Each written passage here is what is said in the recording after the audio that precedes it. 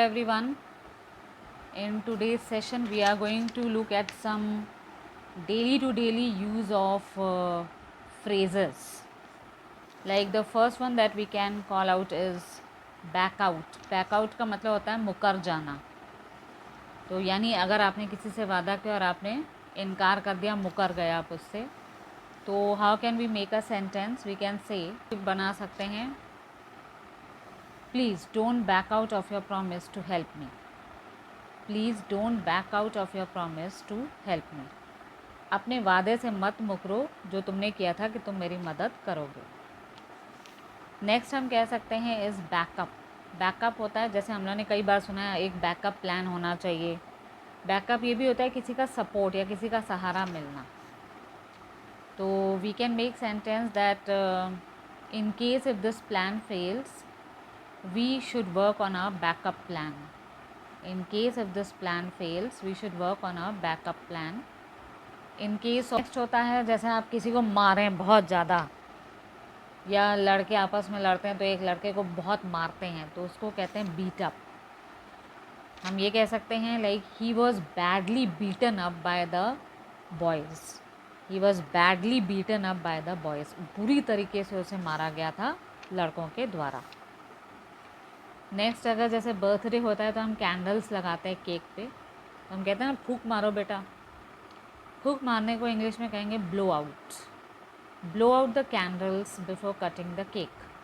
क्या सेंटेंस होगा? Blow out the candles before cutting the cake. Next हम कह सकते हैं लाइक अभी आजकल जो पेंडेमिक चल रहा है वो चारों तरफ फैल गया है, तो कोई भी अगर एपिडेमिक या पेंडेमिक फैलता है तो उसे क्या कहते हैं? ब्रेकआउट. तो ब्रोक आउट जैसे कहते हैं ना, तो हम ये कह सकते हैं the pandemic has badly broken out all over the world. The pandemic has badly broken out all over the world. Breakout का मतलब ये होता है फैल जाना, स्प्रेड होना. नेक्स्ट हम ये कह सकते हैं बैंक ऑन. बैंक ऑन मतलब डिपेंड करना, किसी के ऊपर आप निर्भर हो गए, तो आप ये कह सकते हैं you can bank on me as I will never break your trust. You can bank on me as I will never break your trust. यानी कि तुम मुझ पे निर्भर हो सकते हो, मैं तुम्हारा विश्वास कभी नहीं तोड़ूंगा. Next we can say is brush up. अब जैसे आप इंटरव्यू में जा रहे हैं या आप वाइवा के लिए जा रहे हैं एग्ज़ाम में, तो आप ये कहते हैं एक बार थोड़ा जल्दी जल्दी रिवाइज़ कर लूँ, तो हम ये कह सकते हैं try to brush up the things quickly before going for an interview. Try to brush up the things quickly before going for an interview. यानी कि एक नया रूप दो उसको और अच्छी तरीके से तैयारी कर लो. नेक्स्ट हो जाएगा कॉल आउट. कॉल आउट क्या होता है? नाम लेना. I was called out to come on the stage to receive the prize. या my name was called out to receive a prize on the stage. My name was called out to receive a prize on the stage. ये हो गया call out यानी कि नाम लेना किसी का. फिर नेक्स्ट हो जाएगा कॉल अपॉन. जैसे अगर कोई बहुत बड़ा फंक्शन होता है और हमने किसी चीफ गेस्ट को बुलाया और हम चाह रहे हैं वो आके हमें भाषण दें, तो हम ये कह सकते हैं ना I now call upon the chief guest to speak a few words for the students. I now call upon the chief guest to speak a few words to the students. यानी कि अब मैं चीफ गेस्ट को यहाँ बुलाना चाहूँगा, उनसे मेरा निवेदन है, मेरी रिक्वेस्ट है कि वो यहाँ पर आके 2 शब्द बच्चों के लिए कहें. फिर नेक्स्ट हो जाएगा कॉल फॉर.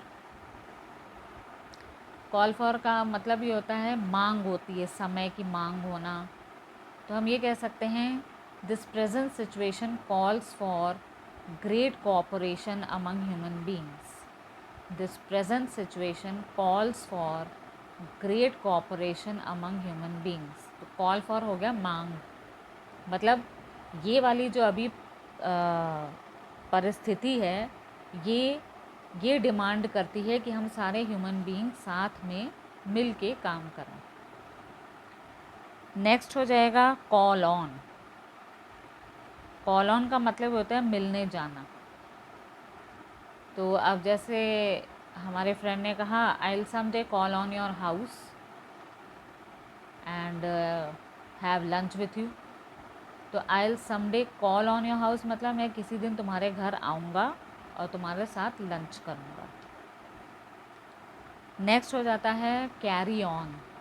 कैरी ऑन मतलब कंटिन्यू करना काम।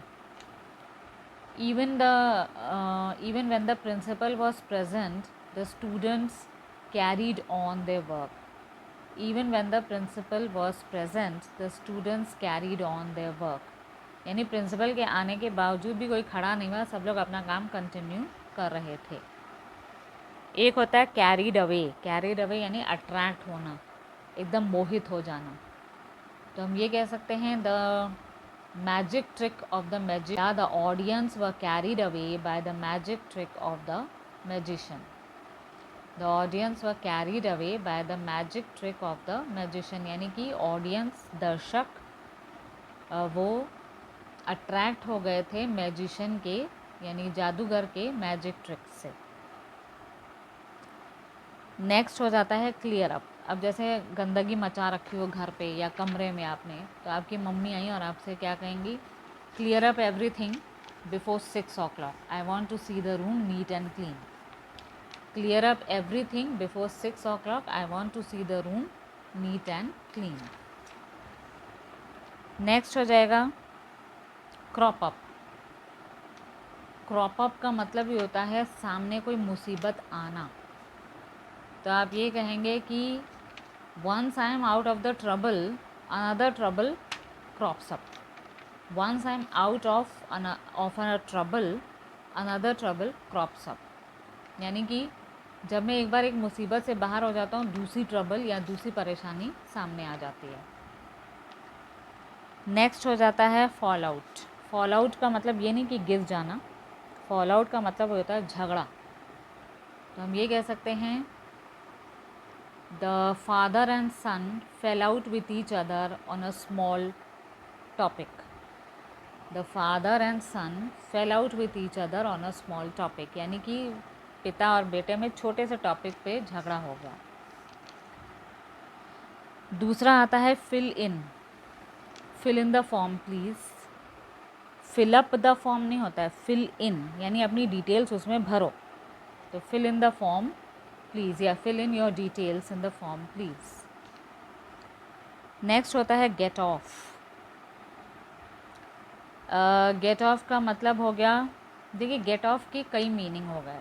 एक होता है जब आप बस से उतर रहे हैं, तो he got off the bus, he got down the bus is a wrong grammar, he got off the bus. ठीक है, गॉट ऑफ का मतलब ये होता है उतरना, या he got off the horse, वो घोड़े से उतरा। एक गेट ऑफ होता है जब आपने अपराध करने के बाद भी आपको छोड़ दिया जाए या आपकी सज़ा माफ़ हो गई। तो he got off even after stealing money. He got off even after stealing money यानी कि वो भाग गया या बच गया, जैसे तैसे वो बच गया, सज़ा से उसको मुक्ति मिल गई जबकि उसने पैसे चुराए थे। नेक्स्ट हो जाएगा gala day. It's a gala day as the 10th class examinations have been postpone. तो जिस दिन आप लोग को खबर मिली थी कि 10th क्लास के एग्ज़ाम्स जो हैं वो पोस्टपोन हो मतलब कैंसिल हो गए, तो वो आपके लिए गाला डे था, अ हैप्पी डे। तो हम ये कह सकते हैं today is a gala day as our exams have been cancelled and we have been promoted. यानी कि आज बहुत ही खुशी का दिन है कि हमारे एग्ज़ाम्स कैंसिल हो गए और हमें प्रमोशन मिल गया। नेक्स्ट हो जाएगा होल्ड ऑन। होल्ड ऑन आपने कई बार सुना होगा, फ़ोन पे भी, सामने भी। जैसे मान लीजिए हम किसी को कुछ अपनी बात बता रहे हैं, वो कहता है hold on, I am on phone, कि थोड़ा रुको, थोड़ा इंतज़ार करो, मैं अभी फ़ोन पे बात कर रहा हूँ। तो I am on a call. Hold on as I am on a call, कि थोड़ा इंतज़ार करो, मैं अभी कॉल पे हूँ। ठीक है, तो ये कुछ ऐसे शब्द हैं जो कि बहुत ज़रूरी हैं, और इन फ्रेजेस को अगर आप इंग्लिश में रोज़ daily to daily if you start speaking them, you will get a good knowledge of the things. So let's have a quick review of the things that we have done today. We had done like back out यानी कि पीछे हटना या मुकर जाना, backup support होना। फिर next हो जाएगा ब्लो आउट, फूंक मार के बुझाना, जैसे कैंडल्स के बारे में मैंने सेंटेंस बनाया था। फिर नेक्स्ट हो जाएगा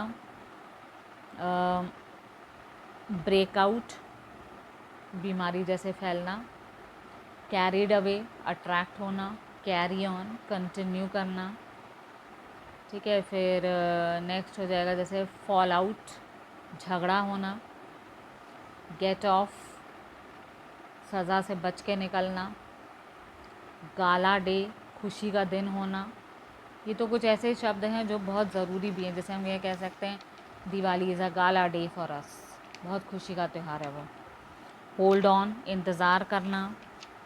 कॉल ऑन, किसी के घर में विज़िट करने जाना। कॉल अपॉन, किसी को रिक्वेस्ट करके स्टेज पे बुलाना। कॉल आउट, किसी का नाम पुकारना, जैसे फंक्शन वगैरह में हम लोग किसी का नाम पुकारते हैं, या जैसे स्टेशन में, रेलवे स्टेशन में इतनी भीड़ होती है और अनाउंसर ने कहा कि जैसे मान लीजिए कोई बच्चा अपने माँ बाप से बिछड़ जाए तो माँ बाप उस स्टेशन मास्टर के पास जाके कहते हैं माइक पे बोल दीजिए, तो बच्चा क्या कहेगा, my name was called out on mic, it means my parents want to, they are standing at the station master's office. ठीक है, तो ये कुछ ऐसी चीज़ें। और ब्रशअप करना, जैसे एग्ज़ाम से पहले अपनी चीज़ों को और थोड़ा इम्प्रूव करना, तो ब्रशअप यानी कि और तैयारी अच्छे से करना। तो ये कुछ चीज़ें हैं जो आप लोग को अच्छी तरीके से रिवाइज़ करनी है। And one more thing, you people can bank on me, you believe on me, and I will help you out to improve your English grammar as well as speaking. And please, it's a request, start speaking English at home. This will help you to increase your English a lot. Believe me, once you give a start to speaking English at home, you will never regret, right? Okay, now we'll see in the next video each other. Till then, keep practicing with these phrases. Till then, bye bye.